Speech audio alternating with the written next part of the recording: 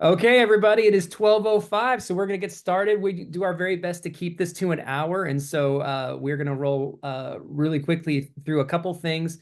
For a lot of you all, this isn't your first time with us. Some of you guys, I know this is your first time with us. Let me just give you a feel for what Training Days is all about. Church.tech has a ton of things that you can do for your church on it, a lot of things that you can do for your ministry. Um, so many things that a lot of people are like, I had no idea to even ask that question, let alone that it could even do something like that on the platform.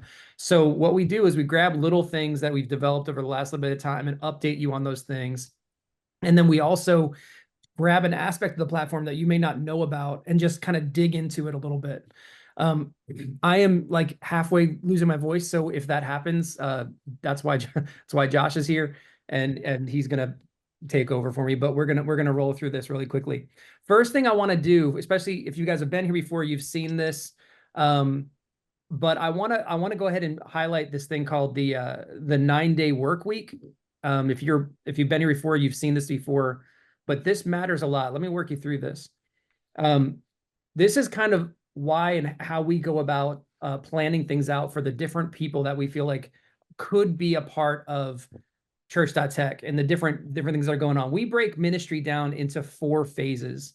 If you're a teacher, on Monday, there's a prep phase. I've got an outline, maybe a little bit of of my message, but not a lot of my message, key scriptures, key things like that.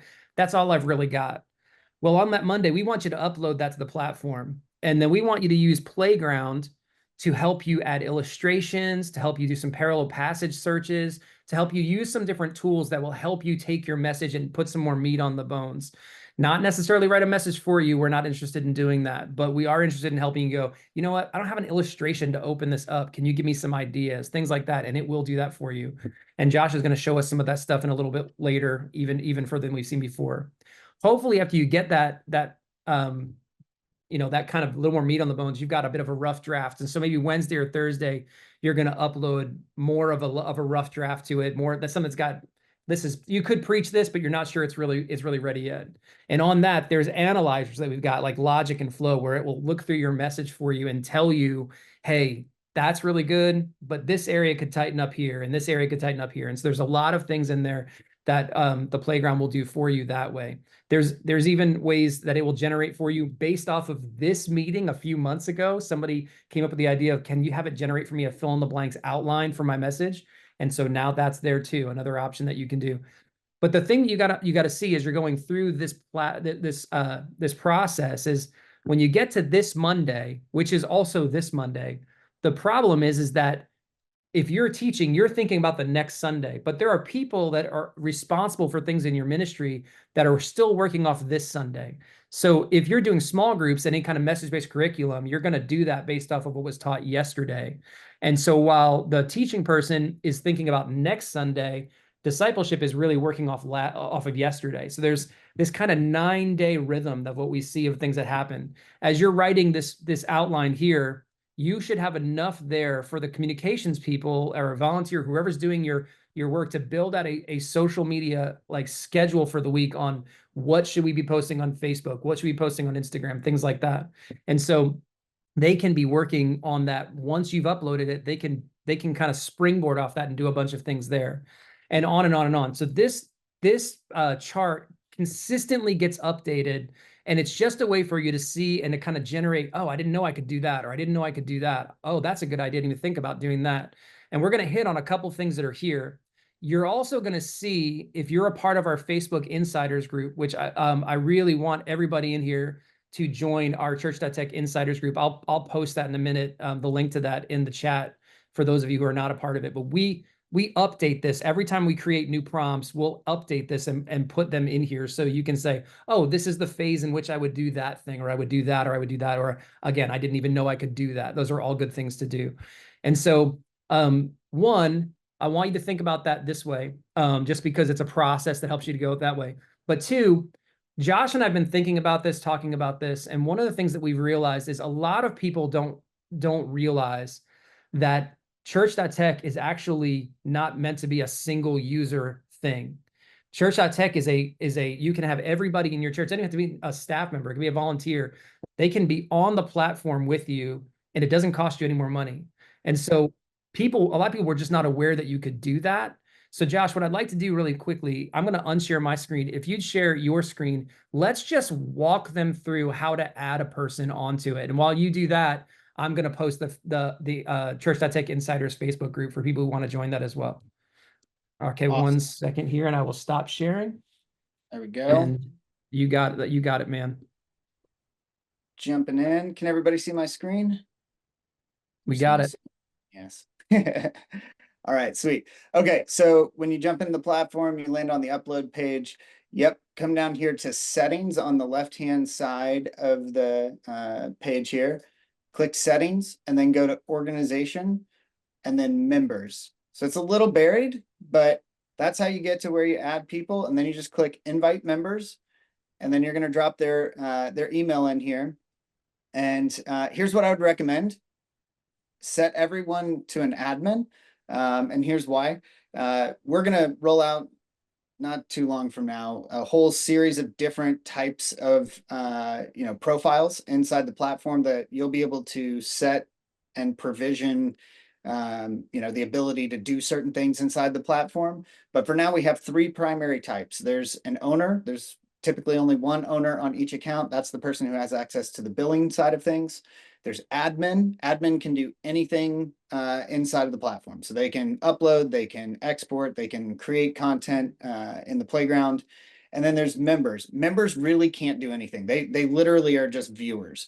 So when we first launched the platform, we were like, let's just create some standardized, here's people who can do stuff. Here's people who can just see stuff. And so that's how this works. And it's really easy. You can literally add as many people as you want to your account. There's no limit on that. The only limitation we would ask, just from an integrity perspective, is don't go add a whole nother church to your account or whatever. And yeah, so anyhow, that's how you add new members. And hopefully, our goal is to save you time every single week, hours off of your week. But if you're the only one doing it, your church is only saving the time that you can save. But if you add your whole team, now you can save a ton of time across your entire organization using the tools that we've created. And a lot of the tools that are coming out over the next couple months are going to be really hyper focused on going beyond the sermon. So yeah, that's how you do that. And we're going to talk about a little bit more about that in a little bit with the ministry tools that we're going to give you a sneak peek into. But what I want to do really quickly first is, in our last training days, we talked a lot about how people that are using guides, we really want you to get familiar with Pages, because guides was like version 1 of how we were creating small group guides. Pages is a far superior tool for what you want to do. And we're going to show you more about that today. The reason why we want you to spend time on that soon is because guides is going to be going away as an option. If you're looking in there, that's going to disappear soon. And so what we'd like you to do is to start moving over to Pages. Now, sometimes you hear about change and we're all like, oh, I don't want to change everything's working the way it is right now. I totally get it. So what we want to do right now is we want to open up Pages. Josh, I want to highlight on 3 different things that Pages will do for you that guides wouldn't have done for you before. Okay. So, and you can jump in and kind of do a little bit more in just some of the AI tools if you want to bump into them. But the ones I really want to focus on today is the notes section, because I want to use that later on when we talk about teaching options. I'd like to talk about analytics and the why behind analytics, just what we did there and what we're planning to do with that a little bit. And then just the concept of domain masking and what that will do for them long term. Okay. So if you would share your screen again and take us into Pages and just give them a feel for that, that'd be great. Absolutely. So I'm inside of a sermon. I jumped into the Pages section and just simply clicked on a group leader guide that I made with one click of a button. So this guide was just generated. I've added one thing to it that Don was just highlighting. A couple things that are just helpful to know here. Like this is just a template that we've created. You can create your own templates for this. So if you want to change the look and feel, the order of things in here, you can easily do that. So if you're like, I don't like icebreakers, you can just delete it and then come up here, click File, and say Request as a Template. will generate a template for you. And then no matter what sermon you're doing, it'll generate the content into this form and fashion on the next page that you make when you use that template. So that's how easy it is to, create a page, save it as a template, and be able to use it over and over and over again. Here's what Don was talking about with the notes section. I'm going to copy the page URL. So if you click File and then go to Copy Page URL, you're going to be able to then paste that page in to a text message, into an email, into, any way you want to communicate that out to the people in your church. So everybody that's in a group maybe gets this group guide. And when you send this out, we've optimized it for texting, just so you know, like we're anticipating that most of the people that are going to be looking at this are going to be looking on their phone. So we've made it really easy to text it. There's all kinds of really great features on that front. But here's this new feature. If you were in the last training days, we talked about this a little bit. We had just taken this live. It's these notes sections. So back over here, this editable area, if you click editables, which is probably not the long-term name of this. We said editables for those of you guys who are not edibles, editables. Editables. Editable. Which is actually why I want to keep it that, because it just makes me laugh every time. Yeah, no doubt, right? So if you click add editable area, it'll add one of these sections, and then you can click on the settings and you can say, you can basically put a placeholder in there of like helping people understand this is what I should do with this. So you can say notes, you can say next steps, then you can say how big you want it to be. So it can be 1 line, it can be 10 lines, it can be as big as you want it to be, and then just click save. I didn't give it context. And then when I come over here, you'll actually see, I need to refresh, but you'll see it automatically updated and added this new section. Now, here's the thing. I'm going to send this out on the chat right now, so you can go click on it. And fair warning, it's when you jump into this and click on one of those notes sections, it's going to ask you to put your phone number in. When you put your phone number in, it's going to send you a verification code via text message. You can put that in. And then the beautiful thing about this is like now you can make notes in this section, and I can leave this page, right? And I think still have it. Yep. No, that's not it. No, that isn't. I can leave this page and come right back to it, and my notes are still there. So the amazing thing about that is the link is the exact same. It hasn't changed at all, but because I use my phone number to kind of log in to this page, basically, now my notes are there forever. And so your church members can make notes. You can use this in group discussion guides. You can use this in 5-day devotionals. You can use this across the board. It's still kind of a work in progress, just so you know. I want to let you know where we're taking this and why this is something that's going to be really beneficial for your church. One, at the top of every page, we're going to put a little button that they can click. And if they're already logged in, it'll take them to a new page that'll have a link to every single page they've ever put any notes in or edited in any way, shape, or form. And they'll be able to see that. So they'll be able to very, very easily, from any page they ever received from you, get back to every page they've ever made any, notes in. So that's a really helpful thing. It's kind of like having an app without having to get your people to download an app, because it's just via text, super easy to access everything they've ever, utilized. So let me jump in on this. Let's say you create a 5-day devotional, and at the end of every day, you put in a field big enough that you say something like, what is God saying to you today?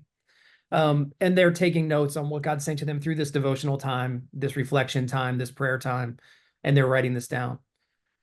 That will store for them under your account. You will never see that, but there are some things that you will get insight to that we want to highlight later on. So keep in mind these editable fields that you put in here, whatever you want people to take notes on. If it's during church and you've just put like after every major point, I want to be able to take notes here, I want to take notes here, that will be something they can always have a hold of. If it's a 5-day devotional, what is God saying to you? You can put notes there. If you translate something, your 5-day devotional, into another language, which Josh is going to do for us in a minute, or a group leader guide or whatever, you can take all your notes in that language. And so that's all there. And that matters for something that we're going to talk about in a few minutes. So just store that away. Yeah. So basically, I'm going to go ahead and show you. Now, let's say you want to be able to send this out to your multilingual church. You want to send this out to people who speak Spanish that are part of your church. Here's your group leader guide in Spanish. So now we're going to translate the entire page. It maintains the editable areas where people can make notes and everything. And the beautiful piece of this is it's going to completely translate this page, and you'll have two different pages that you can look at the analytics on and everything. Here's what Don was talking about when it comes to the, this will take a second, obviously, to translate it, but what Don was talking about when it comes to these notes sections, we're never going to give churches the ability to see what their members have input into those notes sections.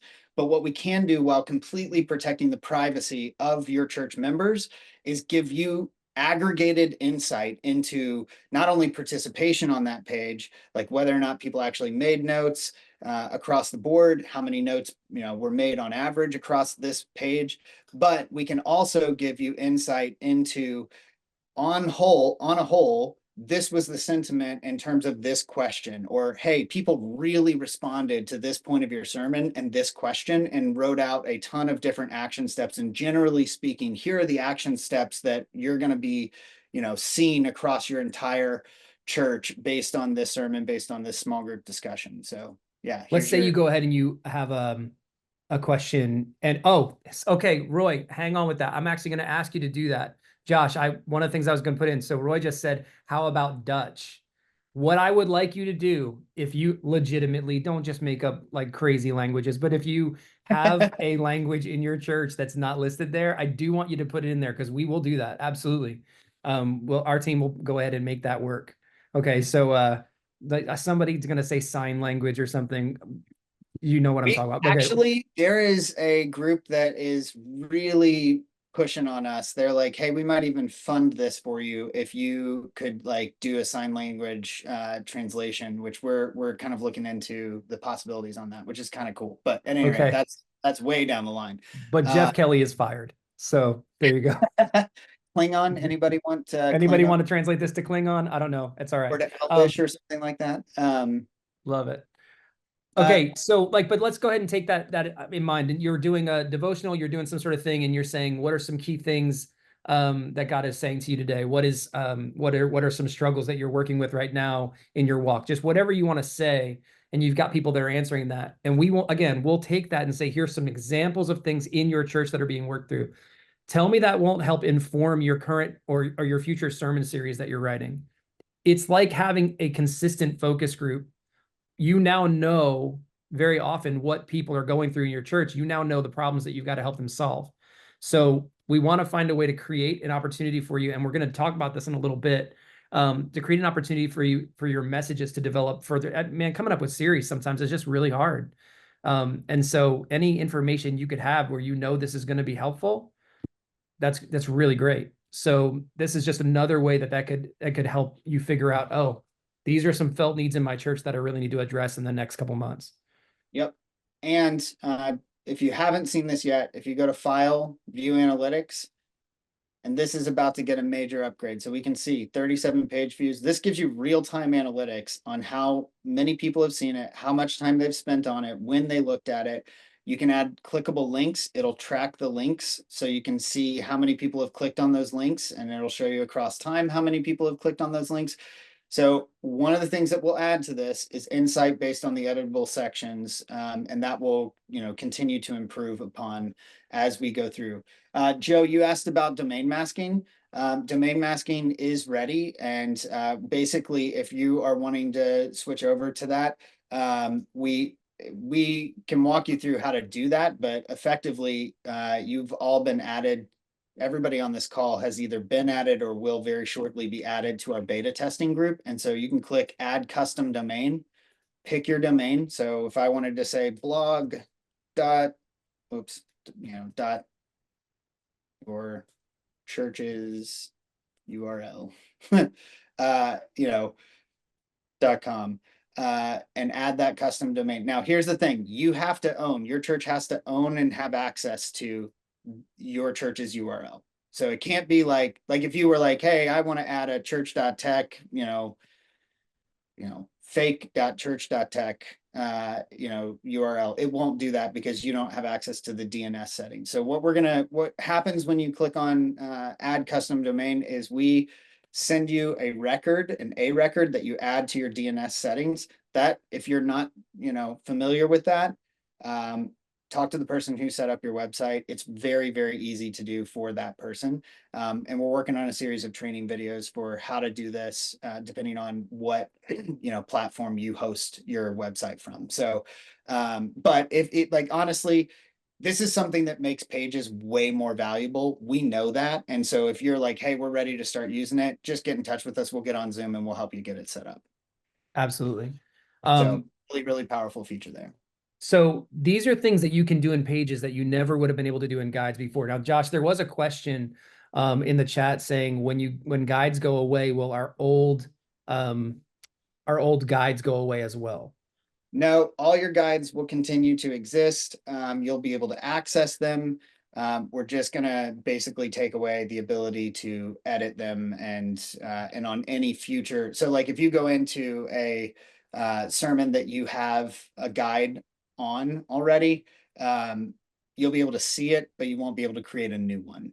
So we know that that's kind of a pain in the neck once you've learned how to use something, but the features on pages are so advantageous. It's just not even funny. Like there's so much more we can do with pages, and even more coming in the future in terms of being able to generate content specific to the person who is on that page. So like for ministry tools, as we continue to progress down that path, we're headed to toward the ability to be able to generate announcements for your people that are literally specific to them. So everybody gets one link. They go to one singular link. And when they land on that link, if they're logged in, it'll show them only the announcements relevant to them, written in a way that they're going to respond to, like literally specific to them. So there's a ton of advantages with pages. We promise you will not regret making the move over. And they're fairly similar in terms of the way that they work and everything. You can highlight text that brings up a menu. You've got some menu like editing options here. You also have AI tools. So if you want to summarize something, have it continue writing, explain it, there's generative tools here. There's also editing tools, so you can improve writing for anything that you write. Our hope is that this pages function becomes your new version of Google Docs and or Word or whatever text editing platform you use. We basically are trying to replace it with something that is designed specifically and intentionally for the church to be able to do all their creating on, and then be able to share those things out in a way that is so easy to get in the hands of your people that you just won't need anything else, honestly. So Larry, you're asking questions. Guys, I'm going to try to answer some of the questions when I feel like they fit into the conversation. So you got Kathleen, your question about care ministry. Hold on to when we talk about ministry tools, you'll get some more insight there. The short answer is yes, but we're going to need your help. Okay. But the question about are all pages publicly available without authentication if you have the link? So right now, when you're in a sermon, all the pages that are made are viewable by everybody. That is not the long-term solution or what we're going for with that. When version 2 comes out, you'll have things that you can share and things that are just yours. Okay. So yeah, so I don't know if that answers your question, Larry. We can talk about that. I think your question, Larry, is probably more related to whether or not like somebody from the outside could jump into a page. The answer to that is no. And we're adding some publishing like tools basically to the platform to help you be able to very quickly and easily identify, hey, here's a page that is viewable to only me. Here's a page that's viewable to my team, and here's a page that's viewable to anyone. So we are adding those functionality, that functionality to the platform. That's a really great question. And yeah, so hopefully that answers it. Yeah, and then lastly, Jeff, we are working on a fill in the blank editable kind of where you can place it. That's actually a little bit more work than we actually thought it would be, but it is It's actually hard to get those editables to be small enough to fit on a exactly. blank. Yep. but it is on the radar. So, hey, just for the sake of time though, I really want to jump into we've got two more things that we really need to highlight. Pages, or not pages, excuse me, Playground. Josh, we've added some Playground prompts for teachers and for teaching pastors that I really want to highlight and just talk them through that that whole deal. So the floor is yours, sir. Awesome. Yep. So jumped into a sermon, came over here to Playground. Let's just pretend that this was just an outline that I just uploaded. And now I've got, by the way, this is a tiny little improvement, but we added the ability to, or we added the functionality where it actually is now in alphabetical order. So if you have your own prompts in here and church.tech prompts, it's not too overwhelming. We're going to continue to work on making this easier and easier to use. So quick word, you can always create your own prompts just by clicking this create a new prompt and then name it, type your prompt in here. You can click save. Unpublished means that only you have access to it. So you're the only one that's going to be using that prompt in your organization. If you click if you publish it, basically that just means everybody inside of your organization, not globally, not every church.tech user, just your organization has the ability to use that prompt. So just so you know, that's how you create your own prompts. And we highly encourage you to start doing that. I think we're actually going to start doing kind of a prompting school almost to help people develop the skills if they want them to do that. But here's a few new ones. Let's say I uploaded my outline and now I want to work on building out that outline. There's several things I can do here. The first one I want to highlight is let's say I've got my main text in there. Maybe got a few supporting texts, but I want to know, like, what are the other supporting texts? Well, we can do a parallel passage search, and it's going to bring back all of the passages that are related to what you're preaching on. So it's going to take your main text, any text that you've already got in the outline, and then what you're talking about, and give you a breakdown of, hey, here's all the different texts that could potentially be related to what you're preaching on, and here's the reason why we're returning this result. So that's one that's really helpful. You can jump in and start a new conversation. Every time you kind of change the direction that you're headed in, I would recommend starting a new conversation. The beauty is you can always come back over here and click on those previous conversations, and they're broken down by date as well. So you can also do illustration ideas. We've shown you that before. We've got this brainstorm outline content. So basically what this does is it's kind of like a creative assistant. It's going to look at what you've uploaded for your outline and say, hey, here's some directions you could take this point. Here's some ways that you might think about communicating this. And so it's going to go through, this is going to be a little funky because it's drawing from an entire transcript of a sermon. Sorry, I was in the This is wrong. meant to bounce off an outline. So it's meant to take you would get the same level of output for an outline because it's got a creative bent to it that's going to try to help you think outside of the box. And Josh, one thing worth highlighting when we look at these saved prompts is, a lot of times I'll write a prompt just down in the type message part down the bottom where I can just tell it to do something. And at best, I've got 3 sentences into it where it's like, here's what I want you to do. And I get varying results, good results mostly, but these prompts behind, like underneath the hood, are pages long in just what we're telling AI to do for you in order to get this kind of an output. So when you look at those save prompts, those church.tech prompts specifically, just know we've got a prompt writer who is spending tons of time refining this to make sure that it is what you need.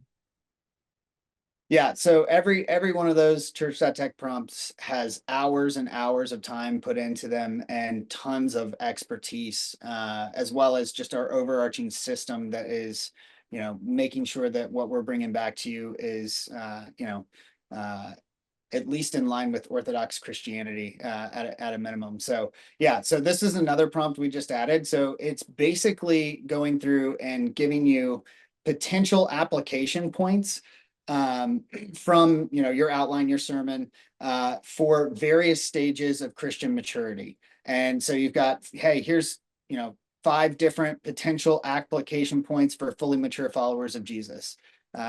if you're a growing believer, if you're a new believer, if you're spiritually curious, or if you're completely skeptical of Christianity and the church.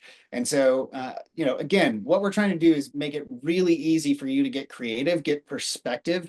The whole idea behind using AI for, you know, sermon writing would be that it's an assistant. From an ethical perspective, we're never going to make anything that, you know, you say, hey, here's my text, write my sermon. That's never going to be how it functions. Our goal is to help you be more creative, stay unstuck, and continue to do the writing yourself while you're, you know, listening to the voice of the Holy Spirit, obviously.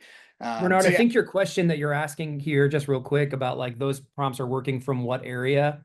When you go onto the platform at the beginning, there's a chance that you can upload a manuscript. So in this context, we've uploaded in the manuscript. Really, the rule of the manuscript is it doesn't have to be a manuscript. It can be an outline. The rule is basically the amount of content you give it, the better job it will do for you. So you're uploading there and you're saying, this is the core of what I want to talk about this week. And here's kind of where I'm coming from on it and where I want to end. And these prompts are going to take that and help you take that further. Okay, hopefully that'll help you with your answer there. Yeah, and I actually want to come back and highlight something really quick, and I'll show you like just how, you know, sparse it can actually be, because this is something that I think is really helpful to understand. I'm grabbing my outline that I originally had copy pasted into my. Here we go. Okay, so couple quick highlights on this because we've made some improvements to this page that are worth noting. You can still upload via audio file, video file. You can still upload via YouTube, but now you can also upload via Google Drive and Dropbox. All you need is the link, and that video, like, so these are for video, just to be clear, but the video has to be, you know, available to be shared, so watch out for that. If it doesn't work, that's the first thing to check before notifying us. But yeah, so you can now upload via Dropbox and Google Drive. So if your church is already taking the video file of your sermon and, you know, cutting it out of the full Sunday video and uploading it to Dropbox or Google Drive, maybe your tech team's doing that. That is a really great way to get that final version of the sermon into the platform. So just something to note there. So if Hey, you're Josh, just to highlight on what you just said, Larry just put in there, I uploaded a 1-page outline with my 1-sentence message and my planned conclusion, and I found it to be extremely helpful. Yeah. So, Yep. So here, I'll click on upload a manuscript. Again, doesn't have to be a manuscript. We use that word only because when we first did this, we said outline, and we had like numerous people that came in here and put in like one word, one word, one word, and they called that the outline. We were like, that isn't going to help. We can't do much with that. Sorry. So, you know, here's my outline for a sermon that I preached. I'm going to click continue. You can fill this in, but I wouldn't if you're just prepping, because you're not really going to use the stuff that would use this. So I'm uploading this. This is the quickest way to get content in there. I will highlight one other thing.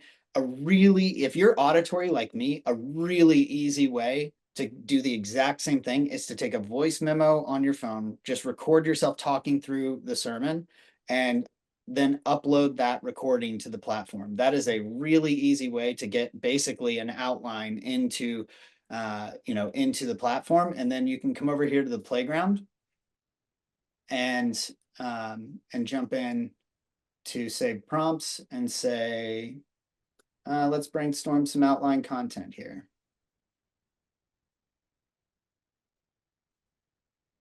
So you saw I didn't put very much in here, but it's still going to go through and give me ideas on where I could take things.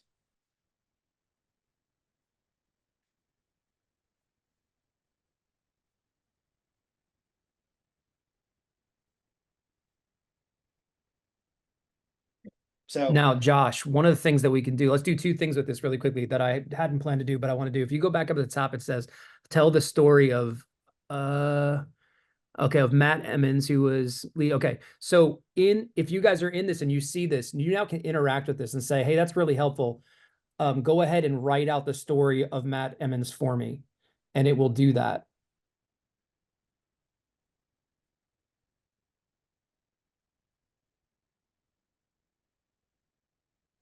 Oh, Josh is going somewhere else with this. Okay.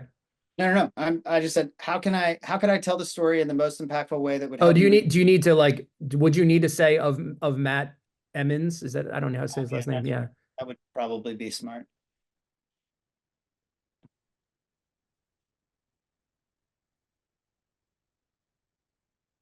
I probably So, misspelled his name, but so there, I mean, but it'll hopefully. probably get it right. And now it'll tell you how to do that. And you could literally say, that sounds great. Go ahead and write it for me. And it will write it for you. Yeah. So, And by then the the way, best thing about that would be to copy that to a page and let that be kind of a launching pad for how you're getting your message ready. yeah.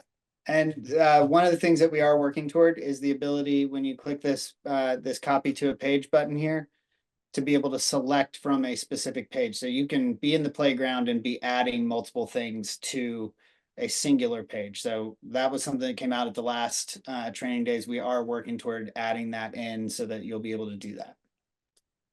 Yep. Okay. Absolutely. That's really great. So keep looking on those playground prompts. There's really good things going on there. We're adding all the time. I'd love to have Josh walk all the way through it, but I want to honor your all's time. And there is one more thing that I want to hit on. So let me ask this, Josh, is there any one more that you're like, man, I really want to highlight this one, or should we move on to ministry tools? I really want to highlight one more thing because Okay. a lot of people maybe are jumping in for the first time. We posted this in the Church.tech insiders group last week and got a ton of, or whenever it was, 2 weeks ago maybe, got a Yeah. ton of response on it. So even if you just upload your outline, we can generate children's ministry lessons from that outline. So remember, this is the same sermon. You saw me upload it. Now I'm going to have the That sermon that you uploaded was intended for adults. yeah, that was an outline that I'm gonna preach to an adult audience, right? And it's just an outline. And now the platform is going to take that outline, and from just an outline, it's going to write an entire children's ministry lesson. And so if you've never seen this before, real quick, I want to just highlight a few things. One, it is not just taking that outline and translating the language down to a third grade reading level or something like that. It is actually taking that outline and turning it into, this is how you would communicate this to kids K-5. And it'll write a parent guide for this as well. That's a whole separate prompt. It will also write a volunteer leader guide based on this lesson to help them know, here's how to prep for this. Here's what you're going to need in terms of the activities and all of that as well. And so now I've got my children's ministry out lesson from an outline only. So let's say you come in on Monday and you've got your outline, or you get to a point where you have your outline. You can then say, hey, this is why we said invite everybody on your team, right? Hey, children's ministry team, or children's ministry director, or pastor, whoever it is that's overseeing, volunteer, whoever's overseeing that, jump into my sermon. It's on the platform. You can jump into the playground and create the children's ministry lesson. Or you can say, hey, I'm going to just send this to them via a page. So I click it over to a page, and now I've got the children's ministry lesson, put the name of the sermon, the week, that type of thing. And now you can have an aligned teaching calendar across all generations in your church, and an aligned discipleship strategy as well, right? Because now everybody in small groups for adults are talking about the sermon that came from Sunday, because you can generate content really quickly and effectively on that front. And your kids are talking about the same lesson that Sunday. They can have small group content, which, by the way, this has in it. So here's welcome and warm up activity, worship time with links to YouTube videos baked into it. So if you don't have a team that's doing worship live, you can actually use YouTube videos. And even if these just give you an idea of what you could use for a YouTube video, that's our goal, right? We're trying to help you get way down the line really, really quickly. Opening prayer, scripture reading, creative retelling that's going to put the context of the scripture in the language and life of a child living in today's world, an application story that's even going to reinforce that even more, discussion questions for a time to be able to discuss with the kids, activity and craft complete with here's the supplies you need and everything, prayer time, review and closing, take-home materials, which we have a much more expanded version of those take-home materials from another saved prompt. So like the whole thing on this is like, now you've got this thing. Let's say you wanted to come in here and make some adjustments, right? You can do that. You can use AI tools to do that. You can, and then you can share it to your children's ministry team with a click of a button. And now I'm ready to share out with my kids team. Or you So can get your children's ministry team on the platform, leave them this and say, go make it better. yeah, And, 100%. Yeah, you know, that's what I should have said. Your children's ministry team can take this and make it exactly what they want it to be, but and hopefully it's they're like we got them around second. They don't have to start it like at the, you know, they're going already halfway there. So everybody yeah, can roll really fast that way. yeah, absolutely. Absolutely. Yeah. The one thing that we noticed in ministry when we're working with parents, it's not that parents don't want to talk to their kids about Jesus. For us in the church that I was just working at, it's not that they don't want to talk to their kids about Jesus. Honestly, a lot of times parents were just afraid that they're not going to know the answers to the questions their kids are asking. Well, one of the best ways to combat that is if parents and students are learning from the same context, the same content every week, right? So now I've got a kid who's learning the same content, comes home and asks questions. The parent may be very new to this whole thing, but they probably just heard something very similar and they can start conversations and dialogue. So it's a big win for next level conversations about like Jesus and where you're going in your walk with Jesus for the whole family to have. Yep. So, the parent guide, same thing. You can just, your team member can make the parent guide, kick it over to a page, and now you can literally text that out to every parent that's in your elementary age ministry. So and then you can view analytics on it, like how many people are jumping onto this, and yeah. So, and you can also dress this up, right? Like you can drop in images and all kinds of stuff. So just drop that in real quick. So yeah, that's okay. Here's what I want to do. We don't have a whole lot of time left, Josh, and I really want to hit on this last piece because I promised it. I said sneak peek, and you guys are like, "Where's the sneak peek?" Okay. We love everything that we've been coming up with. We feel like we're really excited. We love the feedback we're getting. Even in this, we've just said, this has been a game changer. I mean, there's a lot of people talking about this children's ministry has been a game changer for us. So really, really great on that. And yeah, we're definitely going to keep adjusting that, keep adding prompts to, have it the same concepts for student ministry and the same idea, like all the way through. So that's growing. But a lot of times in the church, especially if you look at that 9-day ministry work week, if you look down on the left-hand side, there are people on there that have things they want to do that are not necessarily sermon based, right? And we know that there's ministry that has to happen that's not all based off the sermon. So we're working on a product, and I said, you got to hear me say this. We are working on a product right now that is we're almost unwise to show you it right now because it's just barely there, okay? But everybody who's in here, if you signed up, unless you signed up in the last 30 minutes before it started, you have access right now to a product called Ministry Tools on the left-hand side. Ministry Tools, by and large, are anything that we've created and will create not related to the message. What does that mean? It means I'm trying to create communications tools. I need to figure out how to promo small groups that are coming up. Right now, it's July 24th. Most people in your church, if you're in adult ministries, you should be thinking, how do I get people into small groups as the fall starts? And that should start promoting now for then. And so it'll ask you a couple key questions, and then it will give you an entire small group launch plan of what you should put on social media, what you should put on stage announcement, what that stage announcement should be, all the different ways through that you could get a hold of people, even some creative video ideas that you could film with your phone. You don't have to have like a big crew to do that. Just a way for you to get that word out. That's a ministry tool. We expect to have tons of ministry tools. Josh, show us a little bit about what I was just talking about and the ones that we do have available right now. Yep, absolutely. So right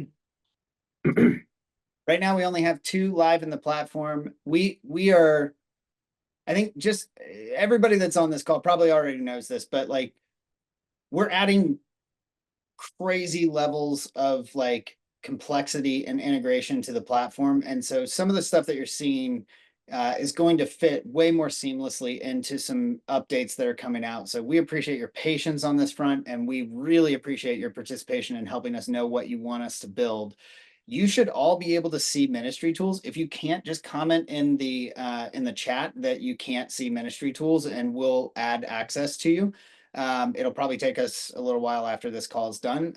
But it's over here on the left-hand side. When you come in here, you're going to see a lot more tools being populated in here. But I'll just show you the small group launch communication plan. So my church is the Foundry. Basically, it's going to write a communication plan for launching small groups. So I just have to say, okay, here's when we're going to launch. Let's see here. A couple of you guys are saying you don't see ministry tools. Hang with me in a minute. One thing, Josh, I don't mean to interrupt. It's going to pop up. If you signed up for training days with an email address that is not the email address you use to get on the platform, they may not have gotten you turned on. So if that's the case, write me in the chat the email address that you use to get on the platform, and that I will work on getting you turned on there. Yeah, good call. All right, so then you're going to choose the different types of groups that you have. So we'll just select all, right? Other. And then you can say what, like if you have like small groups that are, you know, geographically located or something, like we have neighborhood groups is what we call them at the Foundry. So now I'm going to click generate and I'm going to tell you, it's not actually going to take you directly to the tool. This is the thing that we're changing this afternoon. So there's going to be a little update even this afternoon on this. And what it's going to do is it's going to populate over to this content tab. You'll still get a little notification when it's done. So you'll see over here, it'll pop up in a second that my tool is done. When you land on the content page, you're going to want to click on ministry tool pages. And that's where you'll see, here's Foundry small group launch plan. It's probably not completely done just yet. There's a whole lot of complexity baked into this. What you're going to see in this first iteration is like just the very, very tip of the iceberg of what these things can actually do. So it's done now. I'll go ahead and click on this. And you can see once it loads, it's going to have, basically, hey, here's how we're going to launch groups. Got a stage announcement, week 1. Here's what my stage announcements are for all 4 weeks. Social media posts for all 4 weeks. Email announcements for 4 weeks in a row. Text message reminders. Promotional video ideas. So these are designed to be shot on an iPhone or on your phone, very, very simply and easily. So the whole idea behind this is like, don't overthink this. Just make sure you're communicating, hey, groups are launching, right? So this is a very, very simple version of what we're headed toward. I'll show you one that we've talked about a couple times and that we are working on. And I'm just going to go ahead and tell you, if you're trying to do a ministry tool right now for the announcements thing, I broke it 5 minutes before this started. I was trying We said this is so beta, like it's barely. I cannot even explain to you how frustrated I was coming into this meeting. I was so excited to show you the announcement generator because it was working really well. And I'll show you the beginning of it. But let's just say you want to announce a baptism Sunday, or you've got a child dedication, or anything that you are trying to announce. And it's going to be August 25th, right? Where is it going to be? We'll just say our church is building. What's the purpose of this event? To celebrate the 20 people who have chosen to be baptized. What type of event is this? It's a baptism celebration event. Target audience, who are we trying to communicate to? So the whole church, and then we'll click generate. This is not going to do a good job. So I'm going to show you the example of the first version of this in just a second. But it's now going to write your announcements for you across, a whole series of different announcement methodologies. So let me get to this page here and click on this one down here that I made earlier. Yeah. Okay. So here's just sort of maybe it's for your comms department, maybe, you know, you're the only person on staff, that type of thing. Now you've got your announcement for Baptism Sunday, right? Stage announcement, here's what you're gonna say. And again, everything we're doing for you, we're trying to get this to be 90% done for you. You are still the final filter. You still need to edit it. That's why pages are so powerful, is because you can edit this and then communicate it out to whoever it is that's going to be actually making this announcement, right? So once you've got this right, you can take this and run with it. Here's what you could put in the e-news that you send out every single month. Here's your social media posts. Here's targeted social media posts. You know, so, you know, if you've got a specific audience that you really want to hit, here's your text message reminder that you can send out. So just so we're on the same page about this, what we've done here is we've taken like a singular announcement and given you the content for it. Where we're headed with this is the ability for your staff team to submit announcements, have them land on a singular page, have you then be able to, or whoever is in charge of communications, be able to then take those announcements and put them in kind of a calendared order of like, this is when these announcements are going to be made. And here's what's going to be a stage announcement. Here's what's going to be an e-news announcement. And so it's basically taking over writing all of the communication that you need for your church. And eventually we'll even be able to have it order them correctly in terms of like, you'll be able to set rules for, here's, you know, an announcement only makes the stage if it applies to 65% of our church or more. And so it'll automatically order things for you and stuff. So this is the infancy of it. We know it's kind of feels maybe a little simplistic at this stage of the game, but hopefully it's still going to save you a ton of time, because now instead of having to come up with the announcement yourself, you're just having to edit them and get them right. And what we need is help from our, you know, Church.tech insiders and the people that are, you know, every one of you and your churches, to know what tools would save you tons of time, right? So, Right. So here's go for it. So here's what we want to do with that. Think of ministry tools as anything that would be really helpful for you along. If you look at the 5-day ministry week, and you see, okay, for communications people, for children's people, for like all those things, think of those, any person in a certain area, not related to the sermon, what tools would be really helpful for you. What I did was I posted in our Facebook Insiders group. So if you haven't joined it, you need to jump on there and join that, and post underneath. I said, okay, everybody, for the 78 churches that attended today, what ideas do you have?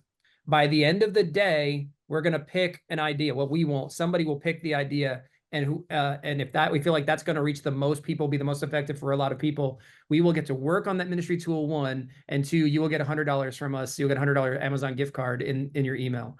So really want to work on that. Just get creative, y'all. Like, just like, what do you need? Not related to the sermon. I was working with a church in Fairfax, Virginia recently, and they were like, hey, this is great, but I oversee outreach ministries, like local and global kind of outreach stuff. And so I want to be able to create different announcements that would go out just different ways. And so this is that kind of a thing for them. So what do you need? If you're in children's ministry, what do you need? If you're in operations and you're like one of the things that we thought about, you can't use this one if it was yours, but like, new donor communication. First time somebody gives to your church, there should be some way to connect with them. Well, what if we could help you write that? You just put in some information and then it writes that letter for you, that email for you. We actually have one that is on its way up. It's my favorite just because you guys are in ministry, so you totally get this. But I don't know if you guys have ever gotten just a rude and nasty email from somebody after church on Sunday. It's probably just me, but sometimes you just get tired of answering those, right? So what if you could just copy that, put into what we call an email response generator, and just say, just be nice or something, you know, kind of give it some stuff, and it just answers it for you, right? And you can say like, here's generally what the problem was. It gives you some some context, or you can say, my bad, just however you want to say it, but then it'll write it for you. Because sometimes you're like, I just can't write another one, and so yeah, so those are some we're working on. But what do you need? That's what we want to know from you. What do you need? So what I want you to do is jump on the Facebook Insiders page today. Give me some ideas. Like you should see my post right now, and just start writing in. Here's what we need. Give me a little example of what you mean, a little paragraph on it, and then we will roll. Somebody just said, are the meeting recordings available to rewatch anywhere? We always post them on the Facebook Insiders page.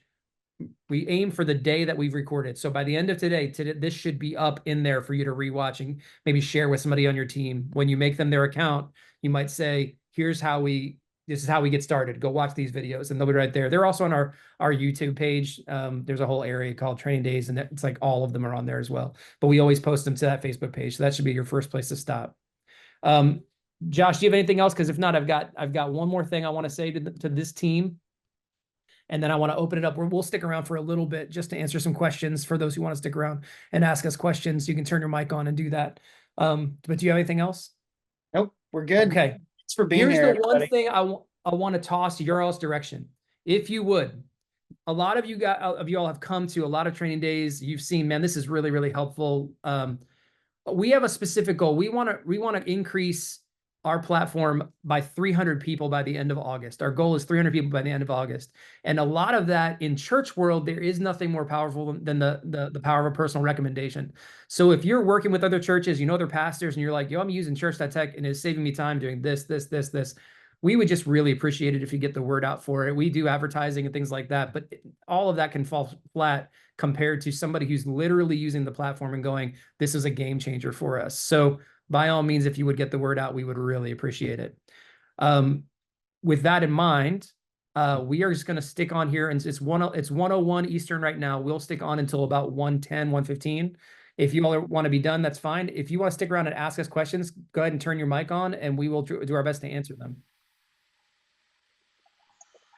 Thanks, man. I had a great time today. My question is about the custom domains. Is it possible to use like your social media URL for those? Oh, Like everybody will get like. I don't think so, but I'm really glad Josh is on this call. Yeah, it's not, unfortunately. You'll have to own the URL, like, and be able to log into your domain settings to be able to use it. So like if you had like Facebook or something like that, like you can't change your domain settings. Only they can. Thanks. Yeah. Sorry. Anyone else? Hey, thanks. Don. Oh, No, I'll go just- ahead. Oh, This thanks. is like a really fun game because I'm looking to see whose mouth is moving. and I just have a picture up. That's why I can find it. Go for it. Go for it. This is a quick question. I saw on some of the prompts that you guys had that it was like a social media generator, almost kind of. I didn't see that on ours. So is there a way to get that prompt or just to see kind of what it looks like on our end? But I saw y'all had a lot of cool ones that I didn't see on ours.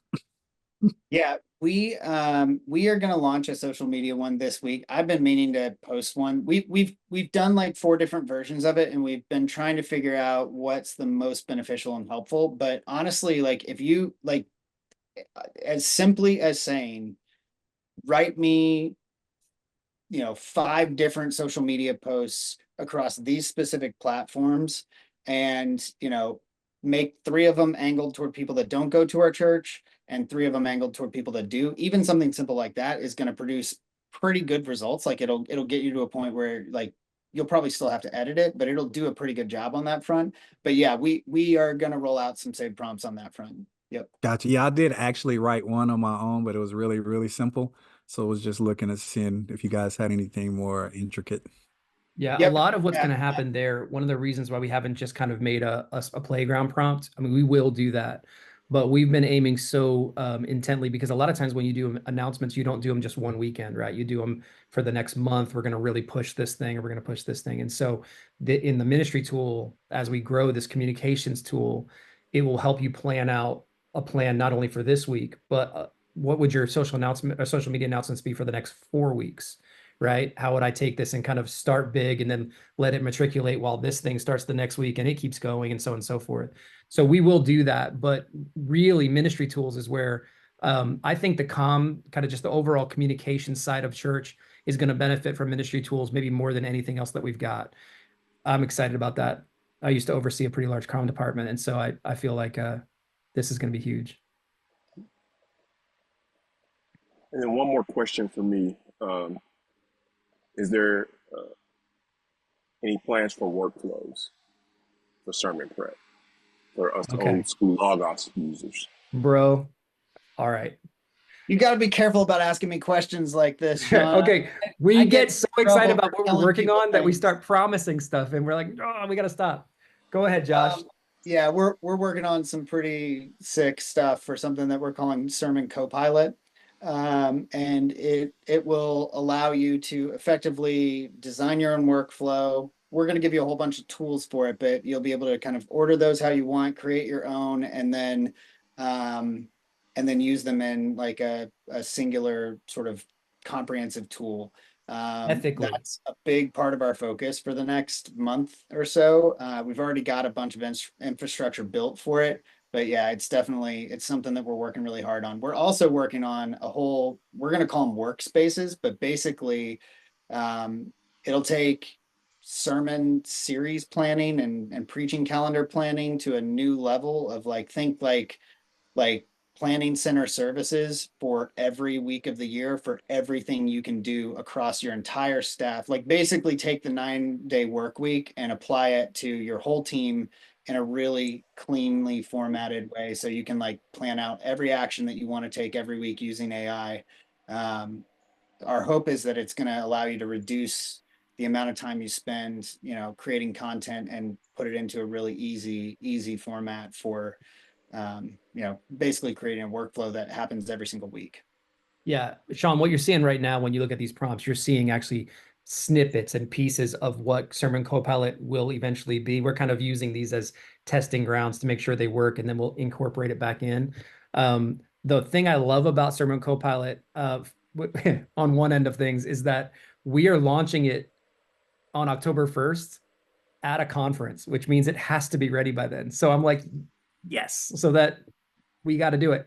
So that's like pressure on us to get that ready to go, because our development team is just cranking nonstop all the time. The version 2 that Josh is talking about, where the whole like interface will get a different look and feel, and you'll start to, like he just said, you'll start to see it kind of week by week and plan things out that way. They're working tirelessly on that, and that should be coming similar time, where you'll start to see some changes to just how the whole platform presents itself. But yeah, the idea would be, you got a lot going on, and sometimes some people write messages. I had this one person I worked with was like, okay, I got it, and he just walk on stage, and you'd be like, what in the world? It was phenomenal. And then I had people that would be like, I've got to be out of the office for 4 to 5 days to write a message solid to be able to get this thing going. Well, what if there was a way that we could ethically help you write your message, where it pulls from you what God is doing in you and help you get that on paper, and then it will take you down from there through the ability for you to choose if you want to approach this more topically or exegetically, and how you want to go in that way. And there's a bit of a sliding scale on that. And then you'll put scripture in there, and it'll do all your Greek and Hebrew word studies for you. It'll ask you some questions about the implications of these changes that you're asking people to think about in their life. What would that do? And then it will write you a kind of like, this is how I'd approach it, and have you insert your content in the middle, like your stories and your illustrations and things like that. It can help you come up with illustrations as you've seen, it can do things like that. It can help you come up with parallel passages as you see, all the way through this process. And at the end, there's even a refinement tool where it can help you take what you've written, and it will go ahead and say, hey, based on the Census Bureau data, here are here's like 5 personas of people that live near your church who might hear this message. And when you say this, they may not hear this, they may hear this. So be careful on how you phrase that phrase. It'll pick things out in your manuscript to help you make sure you say it the way that you want it heard, not the way that you think they'll hear it. So it's a big deal. And at least some version of it will be ready on October 1st. So alongside of that, when I was talking earlier about the editables section and that content, along with a journal option that we want to put in there, where every day as a teacher or as a, and I don't just mean like lead teacher on stage. What if you're just teaching a class? What if you're a student pastor and you're teaching? Like anybody in here, you have a journal where you're just writing down, this is what's going on in my life. This is the kid that I worked with yesterday and the struggle that they're having. This is, a Bible study that I'm going through right now. Whatever you're writing down, you're just kind of putting it on here. What if it could take that plus the things people are writing in and those reports you're getting and saying, based off of all this, here's 4 sermon series that you really should consider preaching this year. And let's say you pick 2 of them. That's 10 weeks, right? And it already knows some of the answers to the questions because it's getting it from your entries. It knows where it came from, right? So, so long term, we are aiming to help pastors not only write sermons, but create overall series and help them come up with series ideas that will help their church. They know it'll help their church because their church wrote things down saying, I'm really struggling with this. And now they have that information. So it's working that way. Does that make sense? Okay, I have a really embarrassing question to ask Love it. Come on, Joe. because it's so tactical compared to that grand vision that you just gave. I love But it. I'm trying to, there's so many companies trying to always fight for our users' branding, recognition, and everything like that. And so when we've got these church apps which are flashing their names like Subsplash, and then we embarrassingly have a company called PushPay that bought CCB, and now I have to embarrassingly admit to my congregation that really we're not trying to push you to pay. That's just and so we're rolling out a new app and all that stuff, and I'm trying to hide as many of these companies as possible, so it makes it makes it easier to use. So I'm that note-taking capability that you showed us, where you put in your phone number and all that. So when you validate the number like that, will it show church.tech, or when we do domain masking, can we do it so it comes from our church and not church.tech? It will show your church's logo. The reason that the logo that came up there for you is like the logo we added to our account. And so but whatever logo comes up on your account, it'll show your logo, and yeah, and we'll give you the ability to control the messaging on that front as well. Yeah, in our context, there's no real value for your church knowing us. There's Yeah. tons of value for you knowing us, right? Yeah. Your Well, congregants aren't going to go, I need church.tech, right? So we want to push everything to you as much as possible. That's why domain masking is what it is. Yeah, that's awesome, because we want to get, I want to move to that study guide publishing as soon as the domain masking is available and all that kind of stuff, because we want to give all those tools directly to our attendees. And so that'll be great. And we Sure. can eliminate all the confusion about all these different company names and all that. So thank you. No problem. Joe, why don't you, if you want to reach out to me individually after this, it's just email me, don@church.tech. I'll try to help you get domain masking set up for you. We need some information from you so we can work through that, but we'll try to get that set up for you this week even, so you can get rolling on that. All right, thanks. Yep. Anybody else got questions? Thoughts? Okay. Hey, this was fun. We'll do it again in 2 weeks. I will say this, 78 churches today signed up. So I know you probably been getting a lot of emails from me or Josh lately. We're pretty excited about what we're doing, but sign up now and avoid the rush. It's the same link. So you can just sign up for all of the ones you want to go to, and just go on that calendar and just say, I want a spot. I've already seen like 4 of you have done that in the last 10 minutes. So that's great. And 9 of you have joined the Facebook group. So biggest thing, we need ideas from you. You guys are our focus group. We need ideas. What ministry tools do you need? Give us ideas, and the winner is going to get $100. So let's go for it. It was really fun hanging out with you guys today. Thanks so much.